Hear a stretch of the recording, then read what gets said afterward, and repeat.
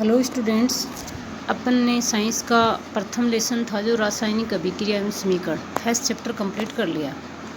अब इसके जो अभ्यास प्रश्नोत्तरी हैं उनको भी अपन देख लेते हैं, इजीली आपके शायद समझ भी आ जाएगा। आपने यदि अभी तक पीछे के जो नोट्स हैं या पार्ट है उसको कंप्लीट नहीं पढ़ा तो पहले उसे पढ़ें। प्लीज़ चैनल को सब्सक्राइब करें ताकि ज़्यादा से ज़्यादा फैसिलिटी और मैनेज की जाए और स्टडी भी बढ़ाई जाए। फर्स्ट क्वेश्चन है, नीचे दी गई अभिक्रियाओं के संबंध में कौन सा कथन असत्य है। आपको कैसा कथन पूछा है? असत्य पूछा है, न कि सत्य कथन। आपको प्रश्न बड़े सावधानी से पढ़ना है, उसके बाद जवाब देना है। लेड ऑक्साइड की अभिक्रिया कार्बन से करवाई जा रही है, तो लेड ऑक्साइड का अपचयन हो रहा है लेड में और कार्बन का उपचयन हो रहा है कार्बन डाइऑक्साइड में। हो गया।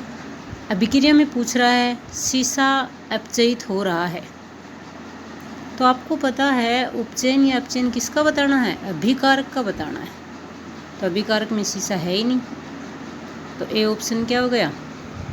असत्य कथन में आएगा। अपने समझ आ रहा है। दूसरा देखो, कार्बन डाइऑक्साइड उपचयित हो रही है, तो आपको बताया था कभी भी आपको किसी रासायनिक अभिक्रिया के उपचयन और अपचयन के बारे में पूछे तो क्रियाकारक से देखना आपको किसका उपचयन हो रहा है और किसका अपचयन हो रहा। तो आपने सेकंड ऑप्शन पढ़ा, कार्बन डाइऑक्साइड उपचयित हो रहा है, नहीं हो रहा, ये भी असत्य कथन है, ए और बी। थर्ड देखो, कार्बन उपचयित हो रहा, हाँ कार्बन डाइऑक्साइड में उपचयित हो रहा है। लेड ऑक्साइड अपचयित हो रहा है, लेड ऑक्साइड है वो लेड में अपचयित हो रहा है। तो ऑप्शन कौन सा आ जाएगा? A and B, first option आ जाएगा। ओके। सेकंड क्वेश्चन देखो बच्चों, Fe2O3 है, ये थर्मिट अभिक्रिया होगी। वैसे आयरन ऑक्साइड की अभिक्रिया किससे करवा रहे हैं? एल्यूमिनियम से। आयरन ऑक्साइड की किससे अभिक्रिया? एल्यूमिनियम से।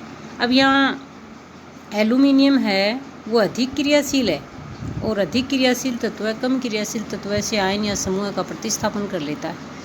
तो ये किस प्रकार की अभिक्रिया होगी?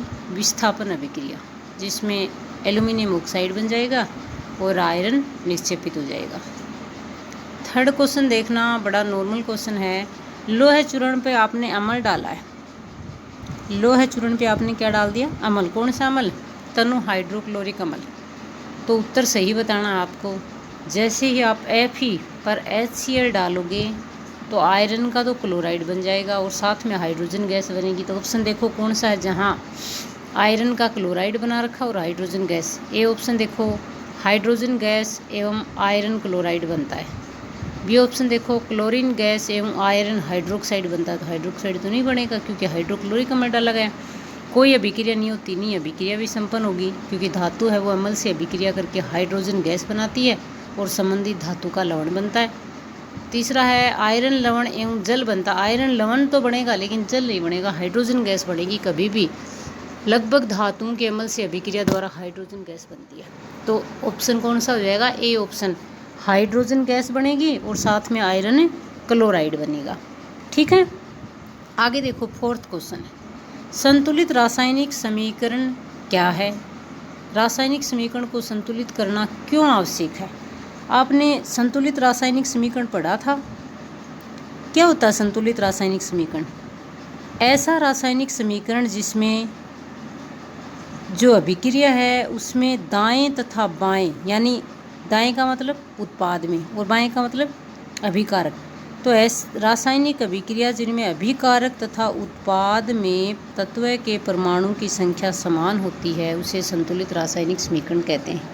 आपने पहले पढ़ लिया था कि किसी भी रासायनिक समीकरण में अभिकारक तथा उत्पाद में तत्व के परमाणु की संख्या समान होती है उसे क्या कहते हैं? संतुलित रासायनिक समीकरण कहते हैं। अब इसने पूछा ये रासायनिक समीकरण संतुलित करना आवश्यक क्यों है? तो अपन ने पढ़ा था 9th कक्षा में परमाणु की संरचना वाले चैप्टर में द्रव्यमान संरक्षण का नियम, कि रासायनिक अभिक्रियाओं में द्रव्यमान को न ही तो निर्माण किया जा सकता और न ही विनाश किया जा सकता। अर्थात रासायनिक अभिक्रिया में अभिकारक का जो कुल द्रव्यमान है ना, वो उत्पाद के कुल द्रव्यमान के बराबर होता है। यानी रासायनिक अभिक्रिया में अभिक्रिया से पहले जितने तत्व होते हैं उतने ही तत्व या परमाणु अभिक्रिया के संपन्न होने के बाद उत्पाद में होते हैं। और इसीलिए हमें द्रव्यमान संरक्षण के नियम को बनाए रखने के लिए कंकाली समीकरण को संतुलित करना आवश्यक है। ठीक है, फोर्थ क्वेश्चन शायद समझ आ गया होगा। अच्छा क्वेश्चन है कि संतुलित समीकरण पहले कहते किसे हैं और इसे संतुलित करना क्यों आवश्यक है। आज 10 तक क्वेश्चन करेंगे। फिफ्थ क्वेश्चन देखना बच्चों, आपको निम्न कथनों को रासायनिक समीकरण के रूप में परिवर्तित कर उन्हें संतुलित कीजिए। पहले तुम्हें जो कथन दिए गए हैं उनके रासायनिक समीकरण लिखने हैं। नाइट्रोजन हाइड्रोजन गैस से संयोग करके अमोनिया बनाती। कौन कौन सी गैस हैं?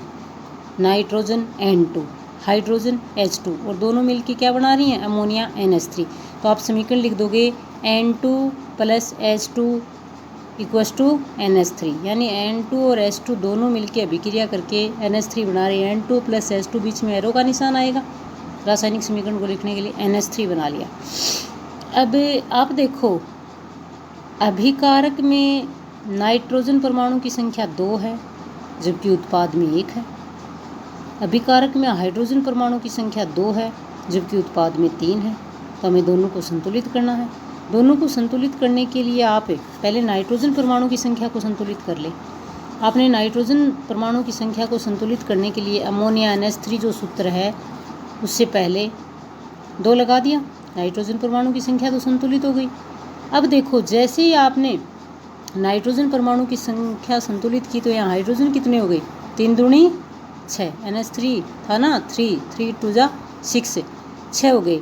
तो इधर हाइड्रोजन परमाणु की अभिकारक में 2 ही संख्या है।